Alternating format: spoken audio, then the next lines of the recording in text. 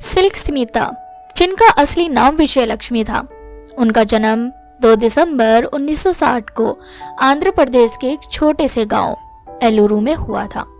उनका परिवार बेहद गरीब था और उन्हें बचपन से ही कठिनाइयों का सामना करना पड़ा।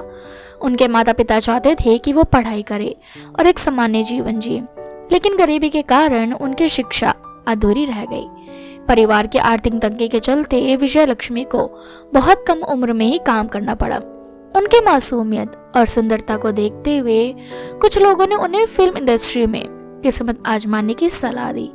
इसी उम्मीद में वो मद्रास चली आई, जहां उन्होंने साउथ इंडियन फिल्म इंडस्ट्री में अपनी पहचान बनाने की कोशिश की। फिल्म इंडस्ट्री में शुरुआत में विजयलक्ष्मी को संघर्ष करना पड़ा। उन्हें छोटे मोटे रोल्स मिलते थे, लेकिन एक बड़ी पहचान नहीं मिल पा रही थी। फिर 1979 में उन्हें तमिल फिल्म वंदे चक्करम में एक डांस नंबर करने का मौका मिला। इस गाने ने उनकी किस्मत बदल दी। उनके अदाओं और आत्मविश्वास ने दर्शकों को मंत्रमुग्ध कर दिया था। यही वो पल था जब विजयलक्ष्मी सिल्क स्मिता बन गई। फिल्म इंडस्ट्री ने उन्हें सिल्क स्मिता नाम दिया, जो उनके ग्लैमर्स और बोल्ड अंदाज का प्रतीक बन गया। इसके बाद उन्हें लगातार फिल्मों में आइटम नंबर और बोल्ड किरदार मिलने लगे। 1980 और 90 के दशक में सिल्क स्मिता ने साउथ इंडियन सिनेमा में तहलका मचा दिया था। उन्होंने तमिल, तेलुगु, कन्नड़ और मलयालम फिल्मों में अपनी बोल्ड इमेज से दर्शकों का दिल जीत लिया था।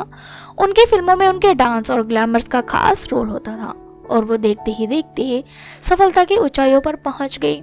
हालांकि उनकी इस छवि ने उनके करियर के दूसरे पहलुओं को प्रभावित किया। उन्हें सिर्फ सेड्यूसिंग रोल दिए जाते थे और मुख्य अभिनेत्री बनने का उनका सपना अधूरा ही रह गया। उन्होंने कई बार कोशिश की कि उन्हें गंभीर रोल मिले, लेकिन फिल्म इंडस्ट्री ने उन्हें केवल एक सेक्स सिंबल के रूप में देखा।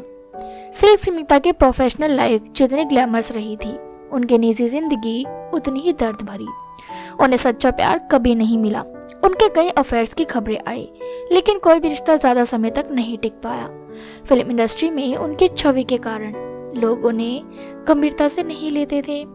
सफलता के बावजूद वो अकेली थी। उन्हें बहुत सारे लोग जानते थे, लेकिन सच्चे दोस्त कम ही थे। उन्होंने प्रोडक्शन में भी हाथ आजमाया, लेकिन उन्हें इसमें भारी नुकसान उठाना पड़ा। आर्थिक तंगी और मानसिक तनाव बढ़ने लगे। 23 सितंबर 1996 को फिल्म इंडस्ट्री में एक चौंकाने वाली खबर आई। सिल्क स्मिता ने आत्महत्या कर ली। उन्हें उनके चेन्नई स्थित घर में मृत पाया गया।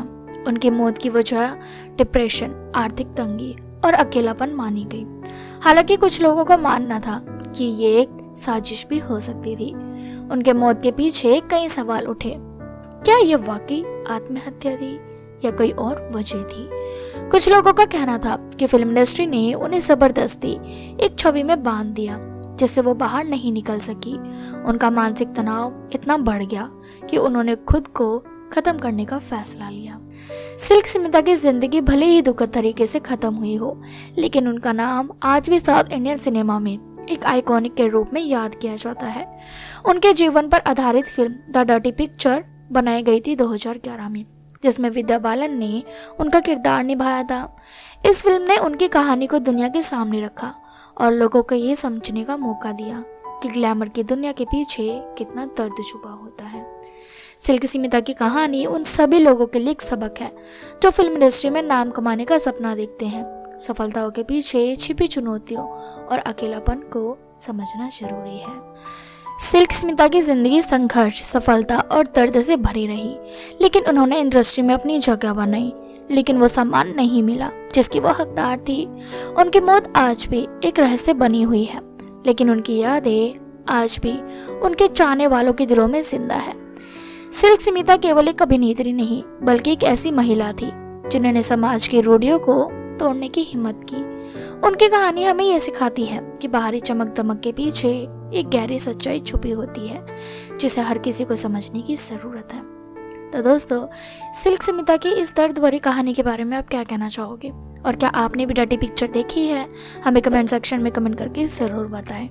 और साथ ही इसी तरह के इंटरेस्टिंग वीडियोस के लिए चैनल को सब्सक्राइब करना बिल्कुल भी ना भूलें।